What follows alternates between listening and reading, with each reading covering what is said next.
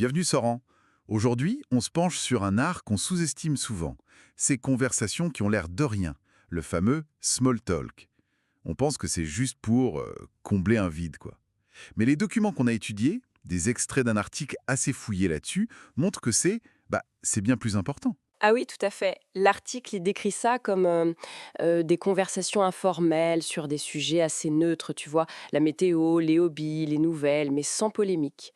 L'objectif premier, c'est clair, c'est de briser la glace, de créer un tout premier contact.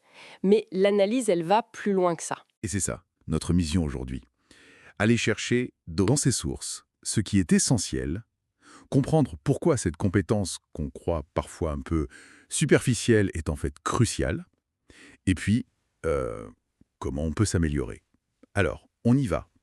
Pourquoi c'est si fondamental au-delà de la simple politesse, justement? Bah, les sources insistent vraiment sur son rôle de lien social. C'est le premier pas pour mettre les autres à l'aise, créer une bonne ambiance, pour peut-être parler de choses plus sérieuses après. Et ce n'est pas juste pour les soirées entre amis, hein. C'est hyper important aussi dans le milieu pro, pour le réseau, les entretiens, même dans la relation client au quotidien. D'accord, donc ça construit la confiance, en quelque sorte. Mais l'article parlait aussi d'un impact sur le bien-être personnel, c'est ça? Oui, exactement. Et ça, c'est un point fort des textes qu'on a consultés. Le fait de maîtriser ces petits échanges, ça peut vraiment booster la confiance en soi, réduire l'anxiété quand on rencontre des gens.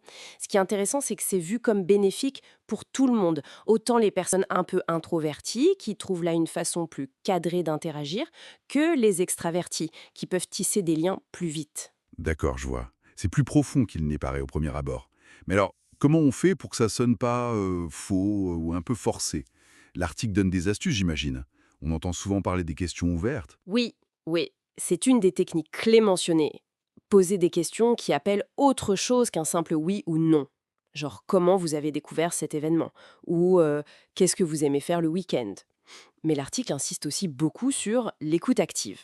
Ça suffit pas de lancer une question, il faut vraiment écouter la réponse, rebondir dessus, montrer qu'on s'intéresse sincèrement.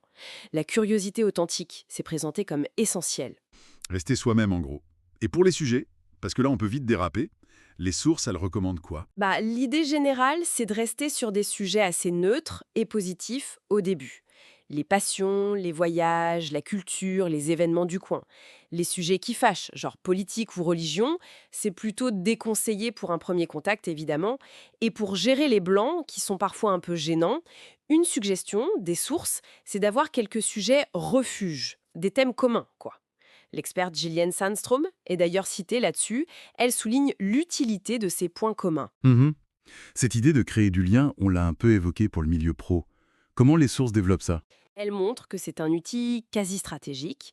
Avant une réunion importante, pendant l'entretien ou même dans la vente, ces quelques minutes d'échange informel, ça peut vraiment détendre l'atmosphère, rendre la relation plus humaine. L'article cite même des outils, genre les CRM comme HubSpot, qui peuvent aider à se souvenir de petits détails pour personnaliser la relation client et la rendre plus solide. Et les bénéfices, ils sont concrets, hein? C'est pas juste pour faire joli. Ah non, pas du tout.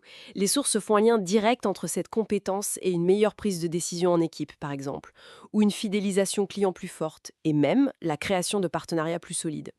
Donc, c'est loin d'être anecdotique. Il y a une précision intéressante aussi, c'est la différence avec le smart talk. Ça, c'est plutôt quand on veut débattre d'idées complexes, montrer son esprit, quoi. Le small talk, lui, reste volontairement plus léger, centré sur la connexion humaine. Très clair.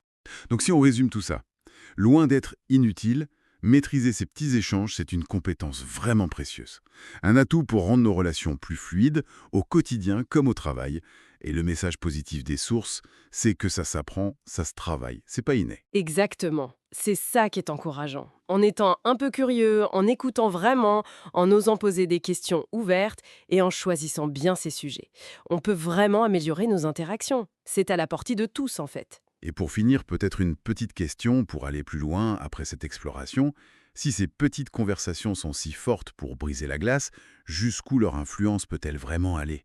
Est-ce qu'elle pourrait, plus subtilement qu'on ne le pense, façonner nos relations plus profondes ou même nous ouvrir des portes professionnelles qu'on n'attendait pas? Voilà, une piste à méditer.